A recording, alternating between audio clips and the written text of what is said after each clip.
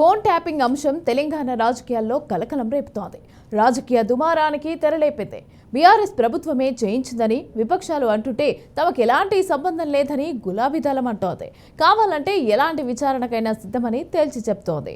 BRS హయాంలో జరిగినటువంటి phone tapping వ్యవహారం మరి ఈరోజు ఒక సంచలనాన్ని సృష్టిస్తుంది.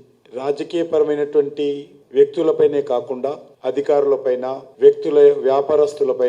వ్యాపారస్తుల వ్యక్తిగత జీవితాలకు సంబంధించినటువంటి కార్యక్రమాలపైన ఫోన్ ట్యాపింగ్ చేసి పోలీస్ అధికారులు మాఫియాగా ఏర్పడి బీఆర్ఎస్ మాఫియా రాజ్యంలో ఒక వెలుగునటువంటి అధికారులు దానిపైన సమగ్రమైనటువంటి చర్యలు తీసుకోవాల్సిందిగా నేను ఈ సందర్భంగా పోలీస్ అధికారులను కోరుతా ఉన్నాను.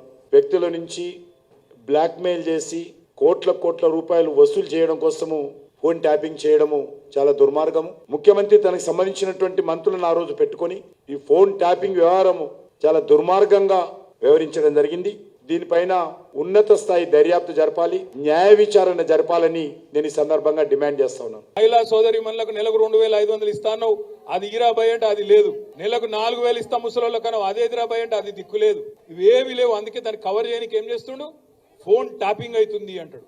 ఏడైతుందిరా భయ్, ఏమైతుంది బయట పెట్టంటే మనకు చెప్పాడు. యూట్యూబ్లకు లింకులు ఇస్తారు, యూట్యూబ్లకు మీడియాలకు లింకులు ఇచ్చి వీళ్ళ ఫోన్ ట్యాప్ అయింది, వాళ్ళ ఫోన్ ట్యాప్ అయింది, ఇదైపోయింది, అదైపోయింది. చెయ్యి, నీ చేతులు ఉంది కదా అధికారం, ఏం చేస్తావు వచ్చేయి అద్దంటారు. ఎవరన్నా ఏమన్నా తప్పు జరిగితే విచారణ చేయి, మేము అద్దంటలేం కదా.